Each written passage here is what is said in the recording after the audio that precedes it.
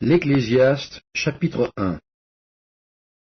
Parole de l'Ecclésiaste, fils de David, roi de Jérusalem.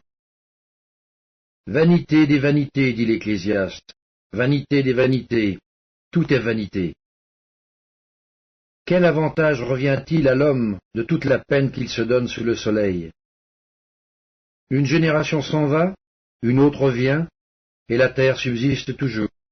Le soleil se lève, le soleil se couche, il soupire après le lieu d'où il se lève de nouveau.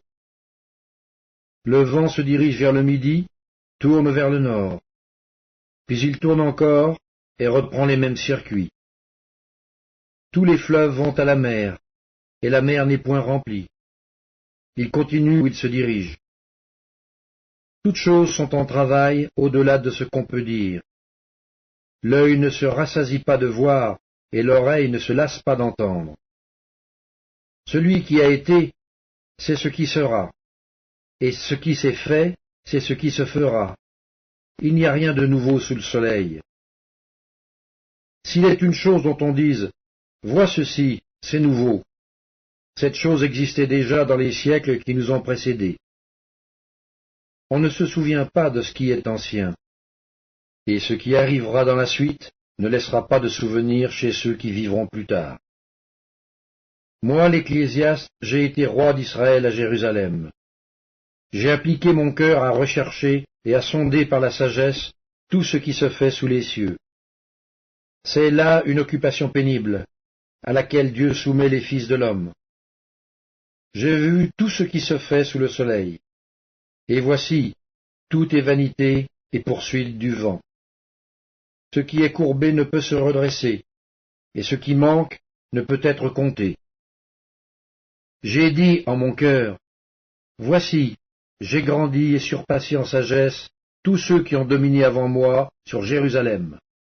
Et mon cœur a vu beaucoup de sagesse et de science. J'ai appliqué mon cœur à connaître la sagesse et à connaître la sottise et la folie. J'ai compris que cela aussi sont. Car avec beaucoup de sagesse, on a beaucoup de chagrin, et celui qui augmente sa science augmente sa douleur.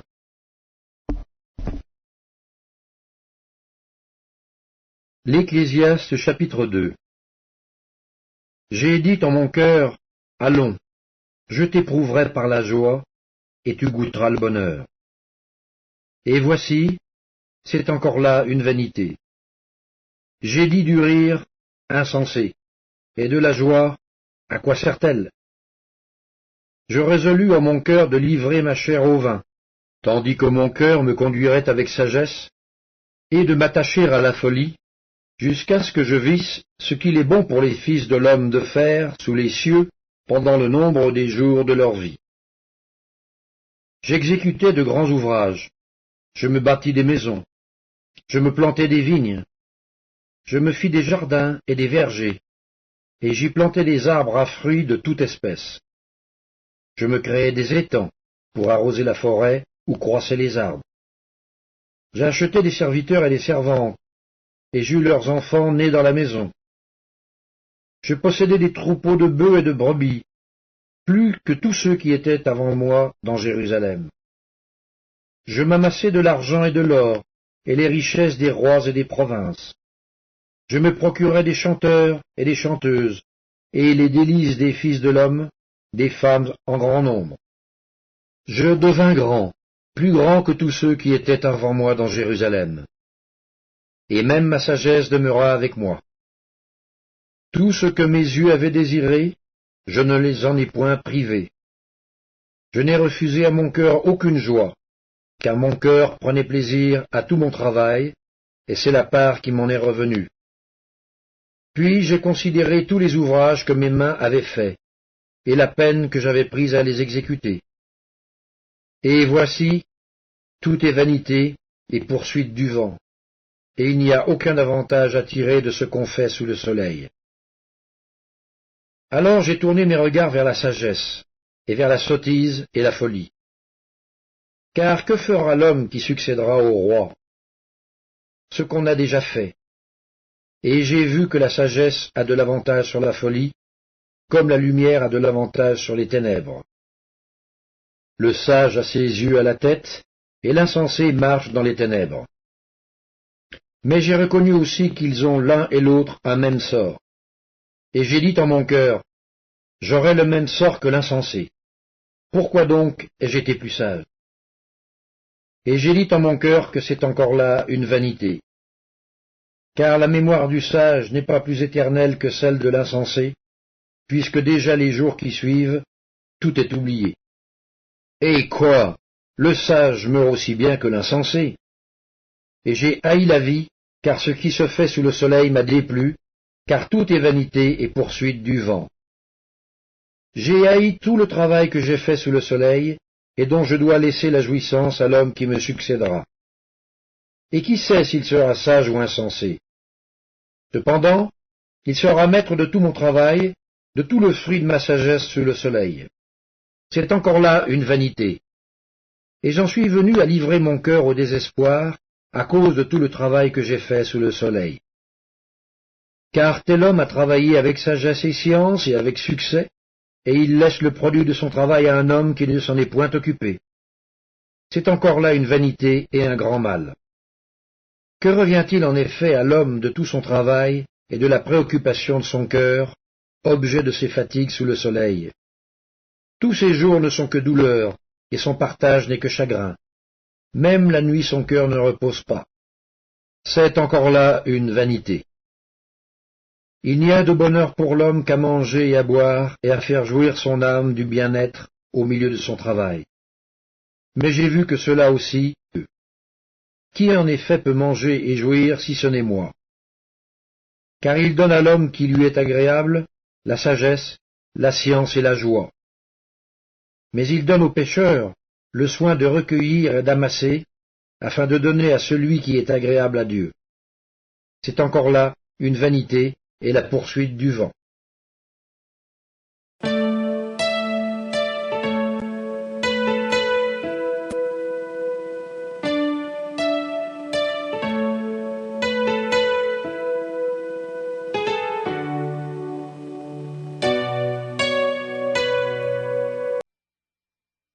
Les Actes des Apôtres, chapitre 17. Paul et Silas passèrent par Amphipolis et par Apollonie, et ils arrivèrent en Thessalonique, où les Juifs avaient une synagogue. Paul y entra selon sa coutume. Pendant 3 sabbats, il discuta avec eux d'après les Écritures, expliquant et établissant que le Christ devait souffrir et ressusciter des morts. Et Jésus que je vous annonce, disait-il, c'est lui qui est le Christ. Quelques-uns d'entre eux furent persuadés et se joignirent à Paul et à Silas, ainsi qu'une grande multitude de Grecs craignant Dieu et beaucoup de femmes de qualité. Mais les Juifs, jaloux, prirent avec eux quelques méchants hommes de la populace, provoquèrent des attroupements et répandirent l'agitation dans la ville. Ils se portèrent à la maison de Jason, et ils cherchèrent Paul et Silas pour les amener vers le peuple. Ne les ayant pas trouvés, ils traînèrent Jason et quelques frères devant les magistrats de la ville en criant « Ces gens qui ont bouleversé le monde sont aussi venus ici, et Jason les a reçus. Ils agissent tous contre les édits de César, disant qu'il y a un autre roi, Jésus. » Par ces paroles, ils émurent la foule et les magistrats, qui ne laissèrent aller Jason et les autres qu'après avoir obtenu d'eux une caution. Aussitôt les frères firent partir de nuit Paul et Silas pour Bérée. Lorsqu'ils furent arrivés, ils entrèrent dans la synagogue des Juifs. Ces Juifs avaient des sentiments plus nobles que ceux de Thessalonique. Ils reçurent la parole avec beaucoup d'empressement, et ils examinaient chaque jour les Écritures pour voir si ce qu'on leur disait était exact. Plusieurs d'entre eux crurent, ainsi que beaucoup de femmes grecques de distinction et beaucoup d'hommes. Mais quand les Juifs de Thessalonique surent que Paul annonçait aussi à Bérée la parole de Dieu, ils vinrent y agiter la foule. Alors les frères firent aussitôt partir Paul du côté de la mer. Silas et Timothée restèrent à Bérée. Ceux qui accompagnaient Paul le conduisirent jusqu'à Athènes. Puis ils s'en retournèrent, chargés de transmettre à Silas et à Timothée l'ordre de le rejoindre au plus tôt. Comme Paul les attendait à Athènes, il sentait au-dedans de lui son esprit s'irriter à la vue de cette ville pleine d'idoles. Il s'entretenait donc dans la synagogue avec les Juifs et les hommes craignant Dieu, et sur la place publique chaque jour avec ceux qu'il rencontrait. Quelques philosophes épicuriens et stoïciens se mirent à parler avec lui. Et les uns disaient « Que veut dire ce discoureur ?» D'autres, l'entendant annoncer Jésus et la résurrection, disaient « Il semble qu'il annonce des divinités étrangères. » Alors ils le prirent et le menèrent à l'Aréopage en disant « Pourrions-nous savoir quelle est cette nouvelle doctrine que tu enseignes ? Car tu nous fais entendre des choses étranges. Nous voudrions donc savoir ce que cela peut être. » Or, tous les Athéniens et les étrangers demeurant à Athènes ne passaient leur temps qu'à dire ou à écouter des nouvelles. Paul, debout au milieu de l'Aréopage, dit « Hommes athéniens, je vous trouve à tous égards extrêmement religieux, car en parcourant votre ville et en considérant les objets de votre dévotion, j'ai même découvert un autel avec cette inscription « À un Dieu inconnu ». Ce que vous révérez sans le connaître, c'est ce que je vous annonce. Le Dieu qui a fait le monde et tout ce qui s'y trouve, étant le Seigneur du ciel et de la terre, n'habite point dans des temples faits de mains d'hommes. Il n'est point servi par des mains humaines, comme s'il avait besoin de quoi que ce soit, lui qui donne à tous la vie, la respiration et toutes choses. Il a fait que tous les hommes, sortis d'un seul sang, habitassent sur toute la surface de la terre, ayant déterminé la durée des temps et les bornes de leur demeure.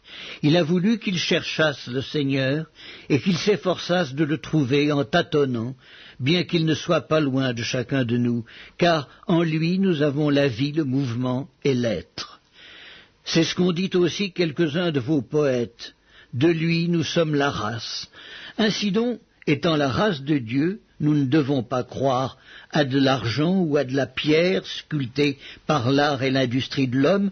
Dieu, sans tenir compte des temps d'ignorance, annonce maintenant à tous les hommes, en tout lieu, qu'ils aient à se repentir, parce qu'il a fixé un jour où il jugera le monde selon la justice, par l'homme qu'il a désigné, ce dont il a donné à tous une preuve certaine en le ressuscitant des morts.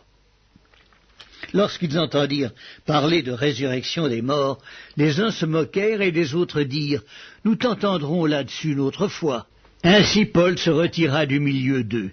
Quelques-uns néanmoins s'attachèrent à lui et crurent, Denis, l'Aréopagite, une femme nommée Damaris et d'autres avec eux.